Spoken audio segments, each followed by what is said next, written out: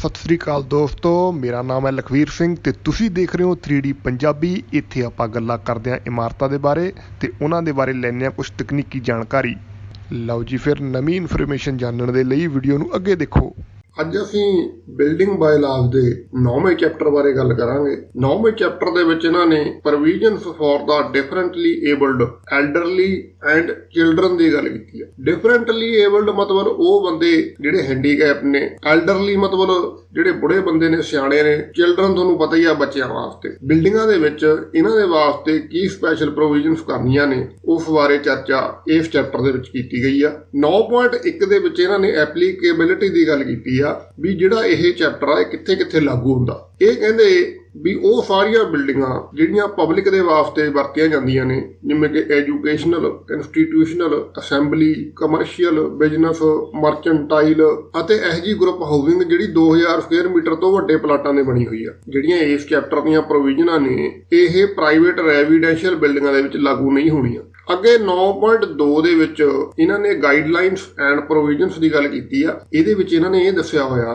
ਵੀ ਸਾਨੂੰ ਕਿਹੜੇ ਕੋਰਸ ਜਾਂ ਫਿਰ ਕਿਤਾਬਾਂ ਦੇ ਵਿੱਚੋਂ ਪ੍ਰੋਵੀਜ਼ਨਸ ਦੇ ਵਾਸਤੇ ਜਿਹੜੀਆਂ ਗਾਈਡਲਾਈਨਸ ਨੇ ਉਹ ਪੜ੍ਹਨੀਆਂ ਚਾਹੀਦੀਆਂ ਨੇ। ਅੱਗੇ 9.3 ਦੇ ਵਿੱਚ ਇਹਨਾਂ ਨੇ types of building to adapt barrier free guidelines as notified by the state government. ਇਹਦਾ ਮਤਲਬ ਇਹ ਆ ਵੀ ਕਿਹੜੀਆਂ ਟਾਈਪ ਦੀਆਂ ਬਿਲਡਿੰਗਾਂ ਦੇ ਵਿੱਚ ਕਿਹੜੀਆਂ ਜਿਹੜੀਆਂ ਗਾਈਡਲਾਈਨਸ ਨੇ ਉਹ ਫੋਲੋ ਕਰਨੀਆਂ ਚਾਹੀਦੀਆਂ ਨੇ, ਉਹਦੇ ਬਾਰੇ ਅੱਗੇ ਗੱਲ ਕੀਤੀ ਆ। 9.3.1 ਦੇ ਵਿੱਚ ਇਹਨਾਂ ਨੇ ਲਿਖਿਆ buildings to be designed for ambulant disabled people. Ambulant disabled ਦਾ ਮਤਲਬ ਇਹ ਆ ਵੀ ਜਿਹੜਾ ਪਰਸਨ ਆ ਵੀ ਉਹ ਤੁਰ ਫਿਰ ਸਕਦਾ ਪਰ ਉਹ ਹੈਗਾ ਡਿਸੇਬਲਡ ਆ, ਮਤਲਬ ਉਹ ਚੱਲ ਫਿਰ ਸਕਦਾ ਆਪਣੇ ਆਪ। ਉਹਨਾਂ ਦੇ ਵਾਸਤੇ ਕਿਹੜੀਆਂ ਬਿਲਡਿੰਗਾਂ ਦੇ ਵਿੱਚ ਪ੍ਰੋਵੀਜ਼ਨ ਕਰਨੀ ਆ ਉਹਦੇ ਬਾਰੇ ਇਹਨਾਂ ਨੇ ਲਿਸਟ ਦਿੱਤੀ ਹੋਈ ਆ। Higher secondary school, conference hall, dance ਹਾਲ, ਯੂਥ ਸੈਂਟਰ ਵਗੈਰਾ ਜਿਹੜੀਆਂ ਇਸ ਤਰ੍ਹਾਂ ਦੀਆਂ ਬਿਲਡਿੰਗਾਂ ਨੇ ਇਹਨਾਂ ਦੇ ਵਿੱਚ ਐਂਬੂਲੈਂਟ ਡਿਸੇਬਲਡ ਪੀਪਲਸ ਦੇ ਲਈ ਪ੍ਰੋਵੀਜ਼ਨ ਕਰਨੀ ਚਾਹੀਦੀ ਆ। ਅੱਗੇ ਇਹਨਾਂ ਨੇ ਕੁਝ ਨੋਟਸ ਦਿੱਤੇ ਹੋਏ ਨੇ। ਇਹ ਪੁਆਇੰਟ ਦੇ ਵਿੱਚ ਇਹਨਾਂ ਨੇ ਇਹ ਦੱਸਿਆ ਹੋਇਆ ਵੀ ਜਿਹੜੇ ਸਪੋਰਟਸ ਸਟੇਡੀਅਮਸ ਨੇ ਉਹਨਾਂ ਦੇ ਵਿੱਚ ਸਮਾਲ ਵੀਲ ਚੇਅਰ ਵਾਲੇ ਜਿਹੜੇ ਨੌਨ ਐਂਬੂਲੈਂਟ ਬੰਦੇ ਨੇ ਉਹਨਾਂ ਦੇ ਵਾਸਤੇ ਵੀ ਪ੍ਰੋਵੀਜ਼ਨ ਕਰਨੀ ਚਾਹੀਦੀ ਆ। ਜੇ ਤਾਂ 10,000 ਤੱਕ ਦੀ ਕਪੈਸਿਟੀ ਆ ਤਾਂ ਹਰੇਕ 1000 ਪਿੱਛੇ ਇੱਕ ਲਈ, ਜੇ 10,000 ਤੋਂ ਵੱਧ ਦੀ ਕਪੈਸਿਟੀ ਆ ਤਾਂ ਹਰੇਕ 2000 ਦੇ ਪਿੱਛੇ ਇੱਕ ਨੌਨ ਐਂਬੂਲੈਂਟ ਛੋਟੀ ਵੀਲ ਚੇਅਰ ਵਾਲੇ ਬੰਦੇ ਦੀ ਪ੍ਰੋਵੀਜ਼ਨ ਕਰਨੀ ਚਾਹੀਦੀ ਆ। ਸੀ ਪੁਆਇੰਟ ਦੇ ਵਿੱਚ ਇਹਨਾਂ ਨੇ ਲਿਖਿਆ ਵੀ ਥੀਏਟਰ, ਕਨਸਰਟ ਹਾਲ, ਸਿਨੇਮਾ ਤੇ ਆਡੀਟੋਰੀਅਮਸ ਨੇ ਜਿਹੜੇ ਉਹਨਾਂ ਦੇ ਵਿੱਚ ਵੀ ਨੌਨ ਐਂਬੂਲੈਂਟ ਸਮਾਲ ਵੀਲ ਚੇਅਰ ਵਾਲੇ ਜਿਹੜੇ ਬੰਦੇ ਨੇ ਉਹਨਾਂ ਲਈ ਪ੍ਰੋਵੀਜ਼ਨ ਕਰਨੀ ਚਾਹੀਦੀ ਆ। ਜੇ 1000 ਦੀ ਕਪੈਸਿਟੀ ਆ ਤਾਂ ਹਰੇਕ 250 ਪਿੱਛੇ ਇੱਕ, ਤੇ ਜਿੰਨੇ ਦੇਖਣ ਵਾਲੇ 1000 ਤੋਂ ਵੱਧ ਹੋਣਗੇ ਉਹਨਾਂ ਦੇ ਵਿੱਚ ਹਰੇਕ 500 ਦੇ ਵਿੱਚੋਂ ਇੱਕ ਦੇ ਲਈ ਪ੍ਰੋਵੀਜ਼ਨ ਕਰਨੀ ਚਾਹੀਦੀ ਆ। ਡੀ ਪੁਆਇੰਟ ਦੇ ਵਿੱਚ ਇਹਨਾਂ ਨੇ ਇੱਕ ਵੈਬਸਾਈਟ ਦਿੱਤੀ ਹੋਈ ਆ, ਸ਼ਾਇਦ ਇਸ ਵੈਬਸਾਈਟ ਦੇ ਉੱਤੇ ਵੀ ਇਹਨਾਂ ਨੇ ਹੋਰ ਗਾਈਡਲਾਈਨਸ ਪਾਈਆਂ ਹੋਣਗੀਆਂ। ਈ ਪੁਆਇੰਟ ਦੇ ਵਿੱਚ ਇਹਨਾਂ ਨੇ ਅੱਗੇ ਲਿਖਿਆ ਹੋਇਆ ਵੀ ਅਰਬਨ ਡਿਵੈਲਪਮੈਂਟ ਦੀ ਜਿਹੜੀ ਮਿਨਿਸਟਰੀ ਆ ਉਹ ਵੀ ਜਿਹੜੀਆਂ ਗਾਈਡਲਾਈਨਸ ਸਾਨੂੰ ਦੱਸੂਗੀ ਉਹਦੇ ਅਨੁਸਾਰ ਸਾਨੂੰ ਪ੍ਰੋਵੀਜ਼ਨਸ ਕਰਨੀਆਂ ਚਾਹੀਦੀਆਂ ਨੇ। ਅੱਗੇ 9.3.2 ਦੇ ਵਿੱਚ buildings to be designed for non ambulant disabled people. Non ambulant ਦਾ ਮਤਲਬ ਉਹ ਹੁੰਦਾ ਵੀ ਜਿਹੜੇ ਡਿਸੇਬਲਡ ਪਰਸਨ ਤੁਰ ਫਿਰ ਨਹੀਂ ਸਕਦੇ, ਮਤਲਬ ਉਹਨਾਂ ਨੂੰ ਵੀਲ ਚੇਅਰ ਦੇ ਉੱਪਰ ਇੱਧਰ ਉੱਧਰ ਲਿਜਾਇਆ ਜਾਂਦਾ। ਜਿਹੜਾ ਇਹ ਪੁਆਇੰਟ ਆ ਇਹਦੇ ਵਿੱਚ ਇਹਨਾਂ ਨੇ ਵੱਡੀਆਂ ਵੀਲ ਚੇਅਰਾਂ ਵਾਲਿਆਂ ਲਈ ਗੱਲ ਕੀਤੀ ਆ। ਡਿਫਰੈਂਟਲੀ ਏਬਲਡ ਲੋਕਾਂ ਦੇ ਲਈ ਜਿਹੜੇ ਸਕੂਲ ਜਾਂ ਕੋਈ ਹੋਰ ਇਮਾਰਤਾਂ ਬਣੀਆਂ ਨੇ ਉਹਨਾਂ ਦੇ ਵਿੱਚ, ਬੋਟੈਨੀਕਲ ਗਾਰਡਨਸ ਦੇ ਵਿੱਚ, ਰਿਲੀਜੀਅਸ ਬਿਲਡਿੰਗਸ ਦੇ ਵਿੱਚ ਅਤੇ ਇਸ ਤਰ੍ਹਾਂ ਦੀਆਂ ਜਿਹੜੀਆਂ ਹੋਰ ਬਿਲਡਿੰਗਾਂ ਨੇ ਉਹਨਾਂ ਦੇ ਵਿੱਚ ਇਸ ਤਰ੍ਹਾਂ ਦੀਆਂ ਪ੍ਰੋਵੀਜ਼ਨਸ ਕਰਨੀਆਂ ਚਾਹੀਦੀਆਂ ਨੇ। ਅੱਗੇ ਇਹਨਾਂ ਨੇ ਨੋਟ ਦਿੱਤਾ ਹੋਇਆ, ਇਹਦੇ ਵਿੱਚ ਇਹਨਾਂ ਨੇ ਇਹ ਦੱਸਿਆ ਹੋਇਆ ਵੀ ਲਾਰਜ ਵੀਲ ਚੇਅਰ ਕ੍ਰਾਈਟੇਰੀਆ ਹੈ ਜਿਹੜਾ, ਮਤਲਬ ਲਾਰਜ ਵੀਲ ਚੇਅਰ ਵਾਲਿਆਂ ਨੇ ਜਿਹੜੀ ਪ੍ਰੋਵੀਜ਼ਨ ਕਰਨੀ ਆ ਉਹ ਕੁਝ ਹੋਰ ਬਿਲਡਿੰਗਾਂ ਦੇ ਗਰਾਊਂਡ ਫਲੋਰ ਤੇ ਵੀ ਕਰਨੀ ਆ। ਉਹ ਬਿਲਡਿੰਗਾਂ ਕਿਹੜੀਆਂ ਨੇ? Post offices, bank, dispensaries, railway station, shops, super markets and departmental store. ਇਹਨਾਂ ਬਿਲਡਿੰਗਾਂ ਦੇ ਗਰਾਊਂਡ ਫਲੋਰ ਦੇ ਉੱਪਰ ਵੱਡੀ ਵੀਲ ਚੇਅਰ ਵਾਲੇ ਬੰਦੇ ਦੇ ਜਾਣ ਵਾਸਤੇ ਪ੍ਰੋਵੀਜ਼ਨ ਹੋਣੀ ਚਾਹੀਦੀ ਆ। ਅੱਗੇ 9.3.3 ਦੇ ਵਿੱਚ buildings to be designed for non ambulant people. ਇਹਦਾ ਟਾਈਟਲ ਵੀ ਉੱਪਰ ਵਾਲੇ ਨਾਲ ਮਿਲਦਾ ਜੁਲਦਾ, ਬਸ ਇਹਦੇ ਵਿੱਚ ਫਰਕ ਇਹ ਆ ਵੀ ਜਿਹੜੀ ਇਹ ਕੈਟੇਗਰੀ ਆ ਇਹਦੇ ਵਿੱਚ ਨਾਲ ਇਹਨਾਂ ਨੇ ਲਿਖਿਆ ਹੋਇਆ ਯੂਜ਼ਿੰਗ ਸਮਾਲ ਵੀਲ ਚੇਅਰ, ਮਤਲਬ ਉਹ ਲੋਕ ਜਿਹੜੇ ਛੋਟੀ ਵੀਲ ਚੇਅਰ ਵਰਤਦੇ ਨੇ ਉਹਨਾਂ ਲਈ ਕਿਹੜੀਆਂ ਬਿਲਡਿੰਗਾਂ ਦੇ ਵਿੱਚ ਪ੍ਰੋਵੀਜ਼ਨ ਹੋਣੀ ਚਾਹੀਦੀ ਆ। Public laboratories in tourist sports clubs, motels, professional and scientific institutions, museums, art galleries ਵਗੈਰਾ ਜਿਹੜੀਆਂ ਇਸ ਤਰ੍ਹਾਂ ਦੀਆਂ ਬਿਲਡਿੰਗਾਂ ਨੇ ਇਹਨਾਂ ਦੇ ਵਿੱਚ ਜਿਹੜੇ non ambulant people small wheelchair ਵਰਤ ਰਹੇ ਨੇ ਉਹਨਾਂ ਦੇ ਵਾਸਤੇ ਪ੍ਰੋਵੀਜ਼ਨ ਹੋਣੀ ਚਾਹੀਦੀ ਹੈ। ਅੱਗੇ 9.3.4 ਦੇ ਵਿੱਚ ਇਹਨਾਂ ਨੇ ਸਾਈਟ ਡਿਵੈਲਪਮੈਂਟ ਬਾਰੇ ਕਿਹਾ ਹੋਇਆ। ਇਹਨਾਂ ਨੇ ਕਿਹਾ ਵੀ ਜਿਹੜਾ ਪਲਾਨ ਦੇ ਵਿੱਚ ਸਾਰੀਆਂ ਜਗ੍ਹਾਵਾਂ ਦੇ ਜਿਵੇਂ ਕਿ ਰੋਡਸ ਵਗੈਰਾ ਨੇ, ਐਕਸੈਸ ਪਾਥਵੇਜ਼ ਨੇ ਜਾਂ ਫਿਰ ਪਾਰਕਿੰਗ ਏਰੀਆ ਨੇ, ਇਹਨਾਂ ਦੇ ਲੈਵਲ ਵੀ ਲਿਖੇ ਹੋਣੇ ਚਾਹੀਦੇ।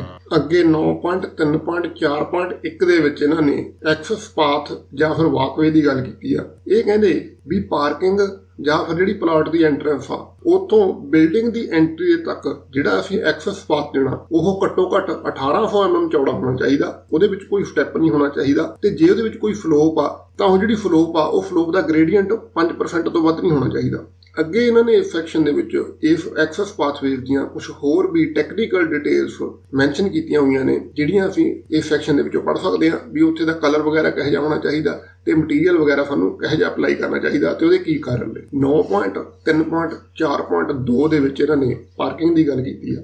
ਇਹਦੇ ਵਿੱਚ ਇਹਨਾਂ ਨੇ ਦੱਸਿਆ ਵੀ ਡਿਫਰੈਂਟਲੀ ਏਬਲਡ ਜਿਹੜੇ ਪੀਪਲ ਨੇ ਉਹਨਾਂ ਦੇ ਵਾਸਤੇ ਪਾਰਕਿੰਗ ਦੇ ਵਿੱਚ ਕੀ ਕੀ ਪ੍ਰੋਵੀਜ਼ਨਸ ਕਰਨੀਆਂ ਨੇ। ਇਹਦੇ ਵਿੱਚ ਇਹਨਾਂ ਨੇ 4 ਪੁਆਇੰਟ ਦਿੱਤੇ ਨੇ। ਸਰਫੇਸ ਪਾਰਕਿੰਗ ਦੇ ਵਿੱਚ ਘੱਟੋ ਘੱਟ 2 ਕਾਰਾਂ ਦੇ ਲਈ ਪ੍ਰੋਵੀਜ਼ਨ ਕਰਨੀ ਚਾਹੀਦੀ ਆ। ਜਿਹੜੀਆਂ ਇਹ 2 ਕਾਰਾਂ ਦੀ ਪਾਰਕਿੰਗ ਸਪੇਸ ਆ ਇਹ ਐਂਟਰੈਂਸ ਦੇ ਬਹੁਤ ਜ਼ਿਆਦਾ ਨੇੜੇ ਹੋਣੀ ਚਾਹੀਦੀ ਆ ਤਾਂ ਕਿ ਜਿਹੜਾ ਡਿਫਰੈਂਟਲੀ ਏਬਲਡ ਪਰਸਨ ਆ ਉਹਨੂੰ 30 ਮੀਟਰ ਤੋਂ ਜ਼ਿਆਦਾ ਦੀ ਦੂਰੀ ਨਾ ਤੈਅ ਕਰਨੀ ਹੋਵੇ। ਜਿਹੜਾ ਪਾਰਕਿੰਗ ਬੇ ਆ ਉਹਦੀ ਜਿਹੜੀ ਚੌੜਾਈ ਆ ਉਹ ਘੱਟੋ ਘੱਟ 3.6 ਮੀਟਰ ਹੋਣੀ ਚਾਹੀਦੀ ਆ। ਉੱਥੇ ਸਾਈਨ ਲੱਗਿਆ ਹੋਣਾ ਚਾਹੀਦਾ ਵੀ ਭਾਈ ਜਿਹੜੀ ਇਹ ਵਾਲੀ ਪਾਰਕਿੰਗ ਆ ਇਹ ਡਿਫਰੈਂਟਲੀ ਏਬਲਡ ਪਰਸਨਸ ਦੇ ਲਈ ਆ। ਚੌਥੇ ਪੁਆਇੰਟ ਦੇ ਵਿੱਚ ਇਹਨਾਂ ਨੇ ਲਿਖਿਆ ਹੋਇਆ ਕਿ ਇਹੋ ਜਿਹੇ ਬੰਦੇ ਜਿਨ੍ਹਾਂ ਦੀ ਨਿਗਾਹ ਕਮਜ਼ੋਰ ਆ ਉਹਨਾਂ ਨੂੰ ਗਾਈਡ ਕਰਨ ਵਾਸਤੇ ਗਾਈਡਿੰਗ ਮਟੀਰੀਅਲ ਵਰਤਣਾ ਚਾਹੀਦਾ ਜਿਹੜਾ ਕਿ ਇੱਕ ਸਪੈਸ਼ਲ ਕਿਸਮ ਦੀ ਆਵਾਜ਼ ਪੈਦਾ ਕਰਦਾ ਹੋਵੇ ਜਾਂ ਫਿਰ ਸਾਨੂੰ ਕੋਈ ਉੱਥੇ ਸਾਊਂਡ ਡਿਵਾਈਸ ਲਾਉਣੀ ਚਾਹੀਦੀ ਆ ਜਿਹੜੀ ਉਸ ਬੰਦੇ ਨੂੰ ਗਾਈਡ ਕਰਕੇ ਬਿਲਡਿੰਗ ਦੇ ਅੰਦਰ ਤੱਕ ਲੈ ਆਵੇ।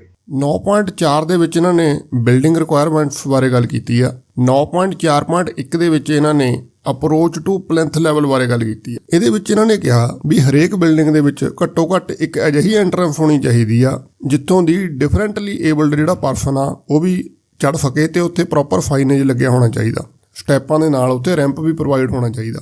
ਇਹਦੇ ਏ ਪੁਆਇੰਟ ਦੇ ਵਿੱਚ ਇਹਨਾਂ ਨੇ ਰੈਂਪਡ ਅਪਰੋਚ ਬਾਰੇ ਲਿਖਿਆ ਹੋਇਆ। ਇਹ ਕਹਿੰਦੇ ਵੀ ਇਹਦੇ ਤੇ ਨਾਨ ਸਲਿੱਪ ਮਟੀਰੀਅਲ ਹੋਣਾ ਚਾਹੀਦਾ। ਘੱਟੋ ਘੱਟ ਦੀ ਜਿਹੜੀ ਚੌੜਾਈ ਆ ਉਹ 1800 mm ਹੋਣੀ ਚਾਹੀਦੀ ਆ। ਜਿਹੜਾ ਇਹਦਾ ਗ੍ਰੇਡੀਅੰਟ ਆ ਉਹ ਰੇਸ਼ੋ 12 ਤੋਂ ਵੱਧ ਨਹੀਂ ਹੋਣਾ ਚਾਹੀਦਾ। ਇਹਦੀ ਜਿਹੜੀ ਲੰਬਾਈ ਆ ਉਹ 9 ਮੀਟਰ ਤੋਂ ਵੱਧ ਨਹੀਂ ਹੋਣੀ ਚਾਹੀਦੀ ਤੇ ਇਹਦੇ ਦੋਨੇ ਪਾਸੇ 800 mm ਉੱਚੀ ਹੈਂਡ ਰੇਲ ਲੱਗੀ ਹੋਣੀ ਚਾਹੀਦੀ ਆ ਜਿਹੜੀ 300 mm ਅੱਗੇ ਤੇ ਪਿੱਛੇ ਨੂੰ ਵਧੀ ਹੋਈ ਹੋਵੇ। ਮਤਲਬ ਜਿੱਥੋਂ ਰੈਂਪ ਸ਼ੁਰੂ ਹੁੰਦਾ ਉੱਥੋਂ ਵੀ 300 mm ਇੱਧਰ ਨੂੰ ਹੋਵੇ ਤੇ ਜਿੱਥੇ ਖਤਮ ਹੁੰਦਾ ਉੱਥੋਂ ਵੀ 300 mm ਗਾਹਾਂ ਨੂੰ ਹੋਵੇ ਤੇ ਜਿਹੜੀ ਇਹ ਹੈਂਡ ਰੇਲ ਆ ਇਹ ਕੰਧ ਤੋਂ 50 mm ਦੀ ਦੂਰੀ ਤੇ ਹੋਣੀ ਚਾਹੀਦੀ ਆ। 20 ਪੁਆਇੰਟ ਦੇ ਵਿੱਚ ਇਹਨਾਂ ਨੇ ਕਿਹਾ ਵੀ ਜਿੱਥੇ ਸਟੈਪ ਬਣੇ ਹੋਏ ਨੇ ਇਹ ਸਟੈਪ ਘੱਟੋ ਘੱਟ 300 mm ਚੌੜਾ ਉਹਨਾਂ ਦਾ ਟਰੈਡ ਹੋਣਾ ਚਾਹੀਦਾ ਤੇ ਵੱਧ ਤੋਂ ਵੱਧ 150 mm ਉੱਚਾ ਉਹਨਾਂ ਦਾ ਰਾਈਜ਼ਰ ਹੋ ਸਕਦਾ। ਉਹਦੇ ਆਲੇ ਦੁਆਲੇ ਵੀ 800 mm ਉੱਚੀ ਹੈਂਡ ਰੇਲ ਦੇਣੀ ਜ਼ਰੂਰੀ ਹੈ ਦੋਨੇ ਪਾਸੇ। ਸੀ ਦੇ ਵਿੱਚ ਇਹਨਾਂ ਨੇ ਐਗਜ਼ਿਟ ਐਂਟਰੈਂਸ ਡੋਰ ਬਾਰੇ ਲਿਖਿਆ ਹੋਇਆ। ਇਹ ਕਹਿੰਦੇ ਵੀ ਜਿਹੜੀ ਮਿਨੀਮਮ ਕਲੀਅਰ ਓਪਨਿੰਗ ਆ ਐਂਟਰੈਂਸ ਡੋਰ ਦੀ ਉਹ 900 mm ਹੋਣੀ ਚਾਹੀਦੀ ਆ ਤੇ ਇੱਥੇ ਕੋਈ ਇਸ ਤਰ੍ਹਾਂ ਦੇ ਆਬਸਟੀਕਲ ਵਗੈਰਾ ਨਹੀਂ ਹੋਣੇ ਚਾਹੀਦੇ ਜਿਹੜੇ ਵੀਲ ਚੇਅਰ ਨੂੰ ਰੋਕਣ।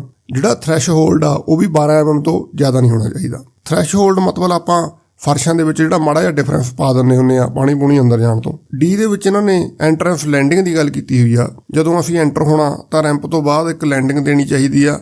ਇਹ ਜਿਹੜੀ ਲੈਂਡਿੰਗ ਆ ਇਹ 1800 mm ਬਾਏ 2000 mm ਦੀ ਘੱਟੋ ਘੱਟ ਹੋਣੀ ਚਾਹੀਦੀ ਆ। ਬਾਕੀ ਇਹਦੇ ਤੇ ਮਟੀਰੀਅਲ ਵਗੈਰਾ ਕਿਹੋ ਜਿਹਾ ਹੋਣਾ ਚਾਹੀਦਾ ਉਹਦੇ ਉੱਤੇ ਇਹਨਾਂ ਨੇ ਇਸ ਪੁਆਇੰਟ ਦੇ ਵਿੱਚ ਚਰਚਾ ਕੀਤੀ ਹੋਈ ਆ। ਜੇ ਤੁਸੀਂ ਡਿਟੇਲ 'ਚ ਇਹਦੇ ਬਾਰੇ ਪੜ੍ਹਨਾ ਚਾਹੁੰਦੇ ਹੋ ਤਾਂ ਤੁਸੀਂ ਇਹ ਪਾਰਟ ਨੂੰ ਪੜ੍ਹ ਸਕਦੇ ਹੋ। 9.4.2 ਦੇ ਵਿੱਚ ਇਹਨਾਂ ਨੇ ਕਿਹਾ corridor connecting entrance exit for the differently abled. ਇਹਦੇ ਵਿੱਚ ਇਹਨਾਂ ਨੇ ਇਹ ਕਿਹਾ ਹੋਇਆ ਵੀ ਜਿੱਥੋਂ ਸਾਡੀ ਬਿਲਡਿੰਗ ਦੀ ਐਂਟਰੈਂਸ ਸ਼ੁਰੂ ਹੁੰਦੀ ਆ ਉੱਥੋਂ ਲੈ ਕੇ ਇੱਕ ਇਹੋ ਜਿਹੀ ਜਗ੍ਹਾ ਤੱਕ ਜਿੱਥੇ ਘੱਟ ਨਿਗਾਹ ਵਾਲੇ ਬੰਦਿਆਂ ਨੂੰ ਪੂਰੀ ਇਨਫੋਰਮੇਸ਼ਨ ਦਿੱਤੀ ਜਾਊਗੀ ਬਿਲਡਿੰਗ ਨੂੰ ਯੂਜ਼ ਕਰਨ ਦੀ, ਉੱਥੇ ਤੱਕ ਇੱਕ ਕੋਰੀਡੋਰ ਬਣਾਉਣਾ ਚਾਹੀਦਾ। ਤੇ ਉਹ ਕੋਰੀਡੋਰ ਬਾਰੇ ਅੱਗੇ ਇਹਨਾਂ ਨੇ 4 ਪੁਆਇੰਟ ਦਿੱਤੇ ਹੋਏ ਨੇ। ਇਹਨਾਂ ਨੇ ਕਿਹਾ ਵੀ ਉੱਥੇ ਮਟੀਰੀਅਲ ਇਹੋ ਜਿਹਾ ਵਰਤਣਾ ਚਾਹੀਦਾ ਜਿਹੜਾ ਕਿ ਨਿਗਾਹ ਘੱਟ ਵਾਲਾ ਬੰਦਾ ਉਹਨੂੰ ਗਾਈਡ ਕਰੇ।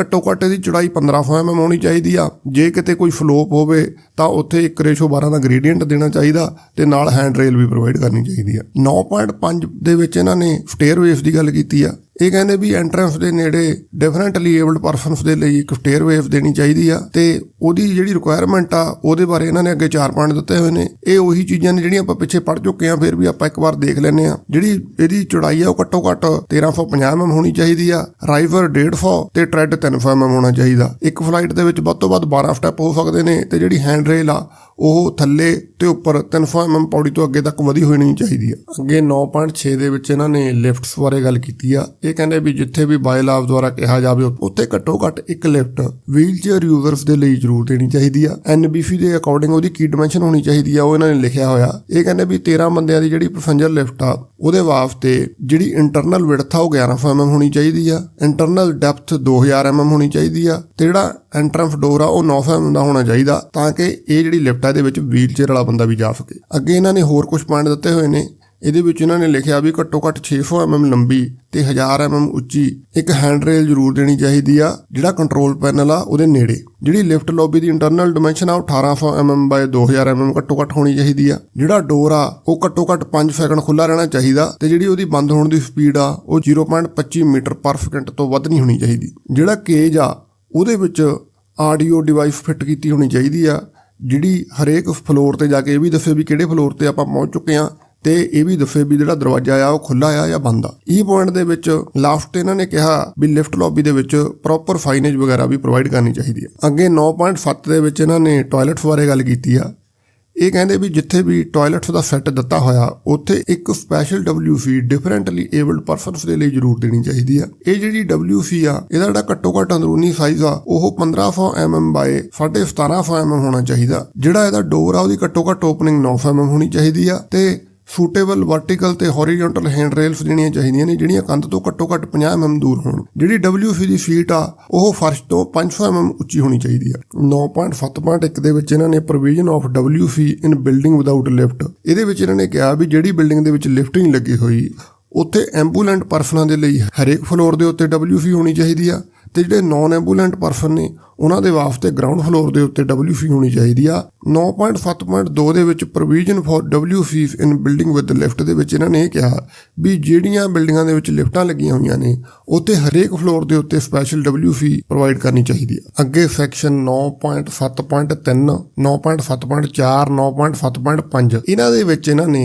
ਪਹਿਲੇ ਪਾਰਟ ਦੇ ਵਿੱਚ ਜਿਹੜੇ ਐਂਬੂਲੈਂਟ ਡਿਸੇਬਲਡ ਪਰਸਨ ਨੇ ਮਤਲਬ ਜਿਹੜੇ ਤੁਰ ਫਿਰ ਸਕਦੇ ਨੇ ਉਹਨਾਂ ਦੇ ਵਾਸਤੇ ਬਾਥਰੂਮ ਦੀਆਂ ਰਿਕੁਆਇਰਮੈਂਟਸ ਦੱਸੀਆਂ ਨੇ ਵੀ ਉਹਦਾ ਘੱਟੋ ਘੱਟ ਸਾਈਜ਼ ਕੀ ਹੋਣਾ ਚਾਹੀਦਾ ਤੇ ਉਹਦੇ ਵਿੱਚ ਹੋਰ ਕੀ ਪ੍ਰੋਵੀਜ਼ਨਸ ਦੇਣੀਆਂ ਨੇ ਕਿਵੇਂ ਹੈਂਡ ਰੇਲਸ ਵਗੈਰਾ ਪ੍ਰੋਵਾਈਡ ਕਰਨੀਆਂ ਨੇ ਡੋਰ ਵਗੈਰਾ ਕਿਵੇਂ ਦੇਣਾ। ਐਵੇਂ ਹੀ ਅਗਲੇ ਸੈਕਸ਼ਨ ਦੇ ਵਿੱਚ ਇਹਨਾਂ ਨੇ ਜਿਹੜੇ ਨਾਨ ਐਂਬੂਲੈਂਟ ਪਰਸਨ ਨੇ ਸਮਾਲ ਵੀਲ ਚੇਅਰ ਵਾਲੇ ਜਿਹੜੇ ਛੋਟੀ ਵੀਲ ਚੇਅਰ ਤੇ ਬੈਠ ਕੇ ਚੱਲਦੇ ਨੇ ਉਹਨਾਂ ਵਾਸਤੇ ਪ੍ਰੋਵੀਜ਼ਨਸ ਦੱਸੀਆਂ ਨੇ ਤੇ ਉਦੋਂ ਅਗਲੇ ਪੁਆਇੰਟ ਦੇ ਵਿੱਚ ਇਹਨਾਂ ਨੇ ਜਿਹੜੇ ਲਾਰਜ ਵੀਲ ਚੇਅਰ ਦੇ ਉੱਪਰ ਜਿਹੜੇ ਬੰਦੇ ਚੱਲਦੇ ਨੇ ਉਹਨਾਂ ਦੇ ਬਾਰੇ ਇਹਨਾਂ ਨੇ ਰਿਕੁਆਇਰਮੈਂਟਸ ਦੱਸੀਆਂ ਹੋਈਆਂ ਨੇ। ਇਹਦੇ ਵਿੱਚ ਸਾਰੀ ਡਿਟੇਲ ਇਹਨਾਂ ਨੇ ਦੱਸੀ ਹੋਈ ਆ ਤੇ ਜਿਹੜਾ ਮੇਰਾ ਦੋਸਤ ਇਹਨੂੰ ਧਿਆਨ ਨਾਲ ਪੜ੍ਹਨਾ ਚਾਹੁੰਦਾ ਉਹ ਇਹਨਾਂ ਤਿੰਨਾਂ ਸੈਕਸ਼ਨਾਂ ਨੂੰ ਪੜ੍ਹ ਸਕਦਾ। ਸੈਕਸ਼ਨ 9.8 ਦੇ ਵਿੱਚ ਇਹਨਾਂ ਨੇ ਡਿਜ਼ਾਈਨਿੰਗ ਫॉर ਚਿਲਡਰਨ ਬਾਰੇ ਗੱਲ ਕੀਤੀ ਆ। ਇਹਦੇ ਵਿੱਚ ਇਹਨਾਂ ਨੇ ਇਹ ਲਿਖਿਆ ਵੀ ਜਿਹੜੀਆਂ ਜਗ੍ਹਾਵਾਂ ਦੇ ਉੱਤੇ ਜਿਹੜੀਆਂ ਬਿਲਡਿੰਗਾਂ ਨੂੰ ਅਸੀਂ ਪ੍ਰੈਡੋਮੀਨੈਂਟਲੀ ਚਿਲਡਰਨਸ ਦੇ ਵਾਸਤੇ ਡਿਜ਼ਾਈਨ ਕਰਨਾ ਉੱਥੇ ਜਿਹੜੇ ਫਿਕਸਚਰ ਵਗੈਰਾ ਨੇ ਉਹਨਾਂ ਦੀਆਂ ਜਿਹੜੀਆਂ ਹਾਈਟਸ ਨੇ ਉਹਨਾਂ ਦਾ ਅਕੋਰਡਿੰਗਲੀ ਧਿਆਨ ਰੱਖਣਾ ਚਾਹੀਦਾ ਸਾਨੂੰ। ਅੱਗੇ ਇਹਨਾਂ ਨੇ ਨੋਟ ਪਾ ਕੇ ਇਹਦੇ ਵਿੱਚ ਗਾਈਡਿੰਗ ਤੇ ਵਾਰਨਿੰਗ ਫਲੋਰ ਮਟੀਰੀਅਲ ਬਾਰੇ ਚਰਚਾ ਕੀਤੀ ਹੋਈ ਆ।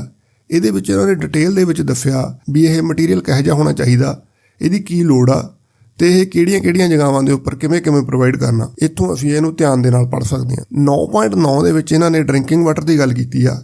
ਇਹ ਕਹਿੰਦੇ ਵੀ ਡਰਿੰਕਿੰਗ ਵਾਟਰ ਦੀ ਸੂਟੇਬਲ ਪ੍ਰੋਵੀਜ਼ਨ ਜਿਹੜੇ ਸਪੈਸ਼ਲ ਟਾਇਲਟਸ ਨੇ ਉਹਨਾਂ ਦੇ ਨੇੜੇ ਸਾਨੂੰ ਕਰਨੀ ਚਾਹੀਦੀ ਆ। ਅੱਗੇ 9.10 ਦੇ ਵਿੱਚ ਇਹਨਾਂ ਨੇ ਰੈਫਿਊਜ਼ ਦੀ ਗੱਲ ਕੀਤੀ ਆ। ਇਹ ਕਹਿੰਦੇ ਵੀ ਜਦੋਂ ਕਿਸੇ ਬਿਲਡਿੰਗ ਦੇ ਵਿੱਚ ਅੱਗ ਲੱਗ ਜਾਵੇ ਤਾਂ ਅਸੀਂ ਉੱਥੇ ਇਹੋ ਜਿਹੀ ਪ੍ਰੋਵੀਜ਼ਨ ਕਰ ਦਿੰਦੇ ਆ ਤਾਂ ਕਿ ਜਿਹੜੇ ਲੋਕ ਨੇ ਉੱਥੋਂ ਭੱਜ ਕੇ ਨਿਕਲ ਸਕਣ। ਪਰ ਇਹਦੇ ਨਾਲ ਹੀ ਸਾਨੂੰ ਇੱਕ ਇਹੋ ਜਿਹੀ ਜਗ੍ਹਾ ਵੀ ਉੱਥੇ ਦੇਣੀ ਚਾਹੀਦੀ ਆ ਜਿਹੜੀ ਜਗ੍ਹਾ ਦੇ ਵਿੱਚ ਜਿਹੜੇ ਡਿਫਰੈਂਟਲੀ ਏਬਲਡ ਪਰਸਨ ਨੇ ਉਹ ਉਦੋਂ ਤੱਕ ਰਹਿ ਸਕਣ ਜਦੋਂ ਤੱਕ ਫਾਇਰ ਫਾਈਟਰ ਆ ਕੇ ਉਹਨਾਂ ਨੂੰ ਬਚਾ ਨਾ ਲੈਣ। ਇਹਦੇ ਪਹਿਲੇ ਪੁਆਇੰਟ 'ਚ ਇਹਨਾਂ ਨੇ ਇਹ ਕਿਹਾ ਵੀ ਜਿਹੜਾ ਇਹ ਏਰੀਆ ਇਹ ਕਿਸੇ ਵੀ ਫਾਇਰ ਪ੍ਰੋਟੈਕਟਡ ਸਟੇਅਰ ਕੇਸ ਦੀ ਲੈਂਡਿੰਗ ਲੌਬੀ ਹੋ ਸਕਦੀ ਆ। ਇਹਦੇ ਜਿਹੜੇ ਡੋਰਵੇਜ਼ ਨੇ ਉਹਨਾਂ ਦੀ ਜਿਹੜੀ ਕਲੀਅਰ ਓਪਨਿੰਗ ਆ ਉਹ ਘੱਟੋ ਘੱਟ 900 mm ਹੋਣੀ ਚਾਹੀਦੀ ਆ ਤੇ ਇਹਨਾਂ ਦੇ ਵਿੱਚ 900 mm ਤੋਂ ਲੈ ਕੇ 1200 mm ਦੀ ਉਚਾਈ ਦੇ ਵਿੱਚ ਇੱਕ ਅਲਾਰਮ ਸਵਿਚ ਜ਼ਰੂਰ ਲੱਗੀ ਹੋਣੀ ਚਾਹੀਦੀ ਹੈ। ਅੱਗੇ ਪ੍ਰੋਪਰ ਸਾਈਨੇਜ ਦੀ ਗੱਲ ਕੀਤੀ ਆ। ਇਹਦੇ ਏ ਪੁਆਇੰਟ ਦੇ ਵਿੱਚ ਇਹਨਾਂ ਨੇ ਲਿਖਿਆ ਵੀ ਬਿਲਡਿੰਗ ਦੇ ਵਿੱਚ ਡਿਫਰੈਂਟਲੀ ਏਬਲਡ ਲੋਕਾਂ ਦੇ ਲਈ ਜਿਹੜੀਆਂ ਸਪੈਸ਼ਲ ਪ੍ਰੋਵੀਜ਼ਨਸ ਕੀਤੀਆਂ ਗਈਆਂ ਨੇ ਉਹਨਾਂ ਦੇ ਉੱਤੇ ਪ੍ਰੋਪਰ ਸਾਈਨੇਜ ਹੋਣੀ ਚਾਹੀਦੀ ਆ। ਜਿਹੜੇ ਲੋਕਾਂ ਦੀ ਨਿਗਾਹ ਘੱਟ ਆ ਉਹਨਾਂ ਦੇ ਵਾਸਤੇ ਹੋਰ ਤਰੀਕਿਆਂ ਦੇ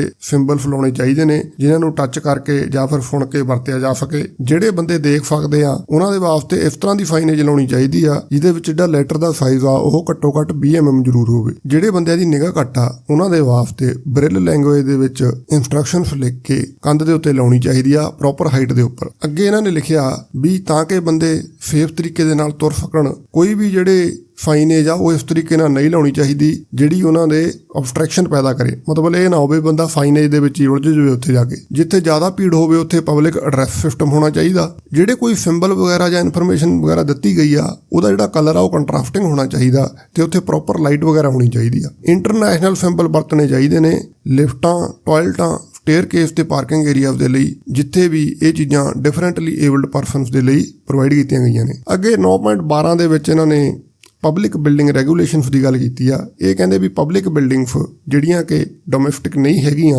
ਉਹਨਾਂ ਦੇ ਵਿੱਚ ਡਿਫਰੈਂਟਲੀ ਏਬਲਡ ਪਰਸਨਸ ਦੇ ਲਈ ਜਿਹੜੀਆਂ ਪ੍ਰੋਵੀਜ਼ਨਸ ਕੀਤੀਆਂ ਜਾਣੀਆਂ ਚਾਹੀਦੀਆਂ ਨੇ ਉਹ NBC ਦੇ ਅਕੋਰਡਿੰਗ ਹੋਣਗੀਆਂ। ਦੋਸਤੋ ਇਸ ਦੇ ਨਾਲ ਜਿਹੜਾ ਸਾਡਾ ਚੈਪਟਰ ਹੈ ਖਤਮ ਹੋ ਜਾਂਦਾ। ਧੰਨਵਾਦ। ਲਓ ਵੀ ਦੋਸਤੋ, ਜੇ ਤੁਹਾਨੂੰ ਇਹ ਵੀਡੀਓ ਵਧੀਆ ਲੱਗੀ ਆ ਤਾਂ ਫਿਰ ਕਰ ਦਿਓ ਇਹਨੂੰ ਲਾਈਕ, ਨਾਲੇ ਸ਼ੇਅਰ ਕਰ ਲਓ ਆਪਣੇ ਦੋਸਤਾਂ ਮਿੱਤਰਾਂ ਨਾਲ, ਨਾਲੇ ਮੇਰੇ ਚੈਨਲ ਨੂੰ ਸਬਸਕ੍ਰਾਈਬ ਕਰ ਲਓ ਤਾਂ ਕਿ ਆਪਾਂ ਅੱਗੇ ਵੀ ਇਸ ਤਰ੍ਹਾਂ ਦੀਆਂ ਇਮਾਰਤਾਂ ਦੇ ਨਾਲ ਸੰਬੰਧਿਤ ਕੋਈ ਤਕਨੀਕੀ ਗੱਲਾਂ ਕਰ ਸਕੀਏ ਪੰਜਾਬੀ ਦੇ ਵਿੱਚ। ਇੱਕ ਵਾਰ ਫਿਰ ਤੋਂ ਸਾਰਿਆਂ ਨੂੰ ਸਤਿ ਸ੍ਰੀ ਅਕਾਲ ਤੇ ਜੈ ਹਿੰਦ।